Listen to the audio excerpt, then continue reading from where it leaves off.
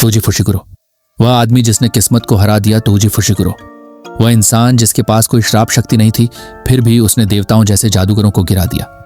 Jujutsu की दुनिया में जहां ताकत सब कुछ है, वहां तोजी ने साबित किया कि ताकत भाग्य से नहीं, हिम्मत से बनती है। आज की कहानी किसी हीरो की नहीं, एक ऐसे आदमी की है जिसने किस्मत को मुंह पर मारा।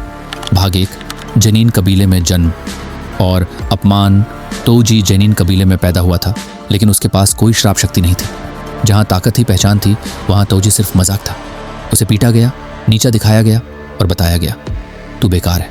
लेकिन अपमान किसी को तोड़ता नहीं, या तोड़कर बनाता है।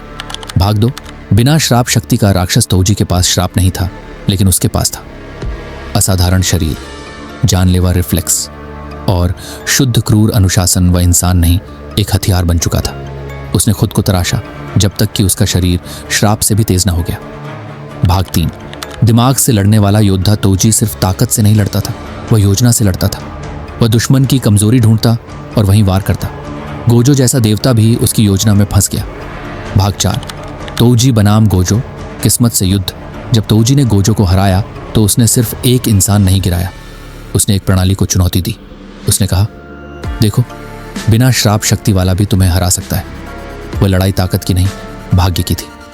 भाग 5, पिता। जो भाग गया तोजी पिता था, पर जिम्मेदार नहीं। मेगुमी को छोड़ना उसकी सबसे बड़ी हार थी। वह खुद को कभी माफ नहीं कर पाया। भाग 6, मौत से पहले का सच। मरते समय तोजी ने पहली बार सच बोला, मेरा बेटा जनीन कबीले में जाएगा। लेकिन उसके शब्दों में गर्व नहीं था, पछतावा था। अंतिम बोध, तोजी फुशिकुरो न हीरो था न विलेन।